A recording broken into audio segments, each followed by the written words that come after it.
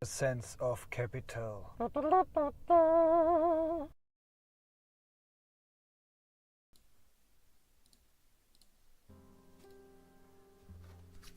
Aloha, ladies and gents. Welcome back to a new episode of A Sense of Capital Stock News. Your host of today, as always, is Julian, and I'm very glad to have you in. Guys, today, as always, right now, a very short and compact episode. So just a quick disclaimer for the upcoming, I guess, 5 till 10 minutes. This will not be financial advice, consultation whatsoever, and there is no guarantee for correctness of the provided data. Okay, guys.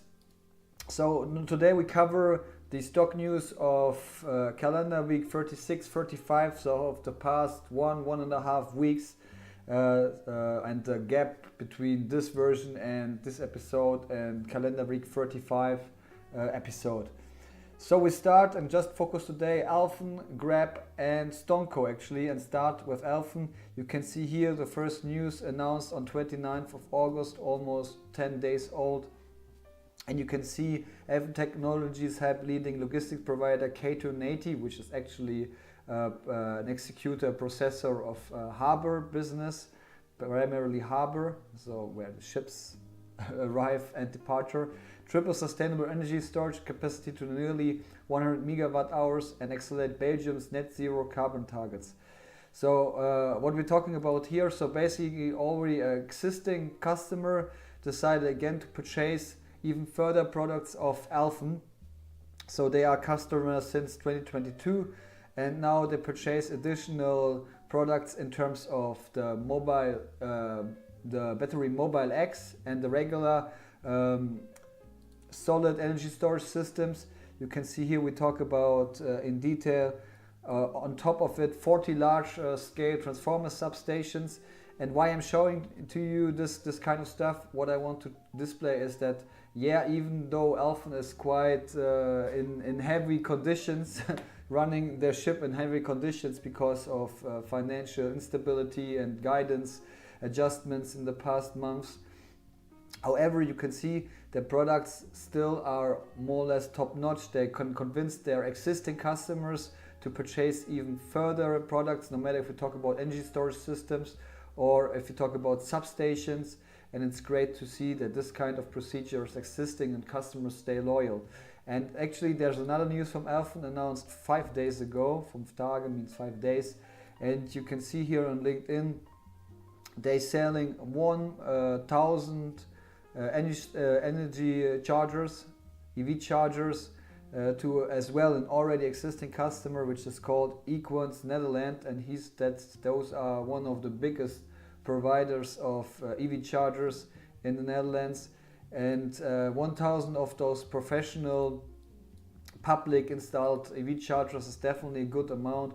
And you can actually see that they're stating that in Amsterdam overall currently there are 3,900 installed. So after those 1,000 we will talk about 4,900, and just ALFEN is covering after this one 2,700, yeah, which is more than 50% of all EV chargers in the capital city of Netherlands, which is Amsterdam, all are provided by ALFEN. And again, I like the message here as well, that it seems that even though maybe ALFEN is not the cheapest player in the market, and of course they have an advantage because it's a home game, you know, I mean headquarters are as well located in the Netherlands.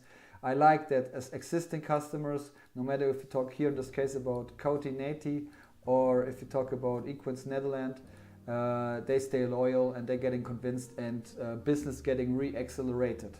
Yeah. So now we come to the next company we will cover today, and the second one of three today, which is GRAB. GRAB, the food, mobility and financial service provider out of Southeast Asia. And they showed and shared with us how they use AI to provide the customers automated menu translation. So basically the merchants, the restaurants who are customers of GRAB and who providing food and dishes to their end customers. And so what you can see is that the end result of it is that over 90% of the current merchants which are listed in Thailand and Indonesia provide menus in English and Chinese language, and you can see in Singapore more than 90% providing language models for Chinese customers. So I guess Chinese customers are quite present in those Southeast Asian countries, and I really like this as well, of course, for tourists when we talk about Thailand and Indonesia, and I guess therefore they are providing English as well. And you would think now, okay, why they need to train their own AI language model for this, can't be that difficult. But they show here an example, for instance, that it's really about the detail, as you can see here, Indonesian language, I guess. And you can see human translated, how it looks. I mean, we're talking about a crab stick salad, or and then we have the third-party translation, which is the crab salad, but the actual target for crab, for instance, to really make sure that the dish sounds delicious and appealing and convincing the customer of the restaurant, the actual dish should called salad with crab sticks. Yeah, and I mean, for you or me, maybe those kind of stuff seems to be minor details, but of course then can make really be a difference if you order this kind of dish or not. Yeah, so I like this, they keep it in-house and they're taking care even of those kind of aspects. And if I'm not mistaken, I think they're working actually with, is it OpenAI? I'm not sure, but I think they are working here in this regard with the company who is the provider of ChatGPT. Yeah, so if I connect this news to my memory. Yeah, and there's another news which I like, and we talk here about a sub company of Grab, the GX Bank, so the banking business in Malaysia, as well in Malaysia. And what you can see here, I mean, they announced some information to the customers, like how the interest rate will be in the future for the accounts, or the cashback program. But what I would like to see is that it's kind of a statement, a resume of the past, let's say, how much is it? Roughly 10 months. So you can see in end of November, so roughly 10 months, less than 10 months actually, they officially launched their banking business in Malaysia. And now, again, one more time, less than 10 months afterwards, we're talking about 800,000 Malaysians which are customers of a GX Bank. And 800,000 for some of you seems to be a lot or not, but when you consider that in Malaysia we're talking about a population of 34 million citizens, 34, 00000.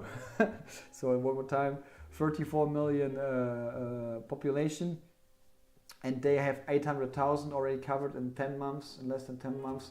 That's more than it's roughly 2.4% of the full population, which is, I think, quite impressive. And of course, the start is always the more difficult one. So let's see how this will develop. But seems so far it's going very, very well. So now I will share with you the last stock news of today, or the last company we'll cover news of today. And first one is, and I need to be transparent, and even though I'm a shareholder of all those companies, I share with you as well negative news in this regard. Actually, it's quite negative. So Morgan Stanley, investment house and bank, they downgraded StoneCo quite strictly and quite intensely. You can see that they lowered their price target from $16.5 to actually just $7, and the overall rating from equal weight to underweight. Yeah? So that's definitely, it had some impact actually. On the same day, the stock dropped by roughly, I think, 6-7% at the end of the day. Why they are doing this? So actually they're stating that the market, currently the investors, are not considering fully the potential saturation of the Brazilian market, where the StoneCo with their payment solutions, payment terminals and financial services are active. And so they think, okay, there's definitely a huge downside in the future, and that can have an effect on different kind of levels, but we need to consider as well, and that is what they're stating here. Let me see it, that additionally you can see it, other analysts and other financial companies see a difference. So 5 analysts having revised their earnings upwards for the upcoming period. Yeah. So Morgan Stanley, I mean, of course, it's a big name, big brand, has definitely an effect, an impact on the market. And if they put a downgrade, it's sometimes more worth than 2 or 3 other financial agencies who are lowering the overall expectations of a company. But what I want to show you is, yes, Morgan Stanley is definitely addressing a negative update to the rating of StoneCo. On the other hand, others are not sharing this opinion, and let's see who will be wrong or right. But on the other hand, guys, I mean, StoneCo is definitely not the pure revenue growth investment. It's more like a profit growth investment, at least for me. And so part of let's say this vocabulary saturation is not completely surprising, and makes sense, especially when we talk about really the top line growth, the revenue growth, and bottom line. I guess there's for sure more aspect and potential existing, and I'm quite confident over here, let's say it like this.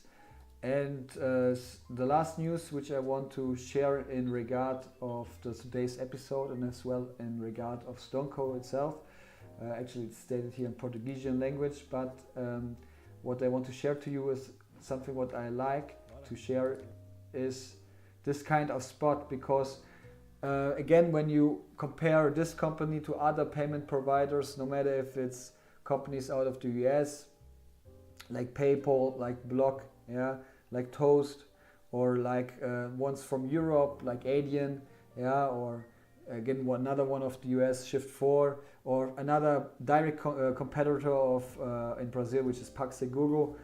I like, and I always liked in the past, and I keep liking this and appreciating this, that StoneCo really tries to create their own environment and not being too highly depending on external suppliers.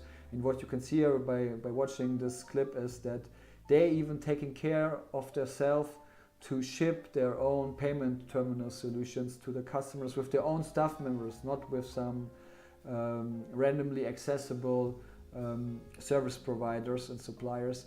And actually they're just sharing this here to hire new staff members for this job. So it seems like they're expanding. It seems that they need support to this, which is a good sign, and I love that they're doing this. I mean, they have their own CRM solutions. They have a lot of after-sales solutions as well. They have an own hub with, I think, roughly 500 stores to stay close in different areas of Brazil to the customers, provide them trainings, show them how the solutions work. If there are issues, they can fix the issues with the terminals, for instance, very quickly. And they have staff members as well who directly provide the solutions to the customers and just step into the position as a potential merchant who's a customer of StoneCo, for instance. You have whatever, a food store or a clothing store, and you want to have a point of sales terminal, and you go for a premium company like StoneCo. As far as I know, I think StoneCo is more expensive, the solutions, than PagSeguro, the direct competitor in Brazil. Of course, you would expect that someone is something like this, let's say it like this, or you would highly appreciate it, that really someone who's skilled comes with a corporate design jacket and motorbike and brings you the terminal and maybe even can respond to questions. Yeah, so that's very nice. However, guys, that's it already for today. If you enjoyed today's session, please leave a like to this video and subscribe to the channel. Of course, if you are interested, feel free to follow me on X, on Instagram, and on Reddit. And guys, even though the markets are a little bit tanking right now, economy is slower, and we are in very interesting periods right now. I actually like this kind of periods, and actually that's always a big chance to make money out of it, even though I'm always a little bit out of cash. It is how it is. However, I think that's very interesting situations as an investor, and I hope all of you stay cool right now, and you stick to your plan, you stick to your research process. Keep in mind, all of this, what I've mentioned the past minutes, is just entertainment. And guys, most important in life is health, so stay healthy, take care of yourselves, and see you, I hope, latest next week at the calendar week 37 stock news episode.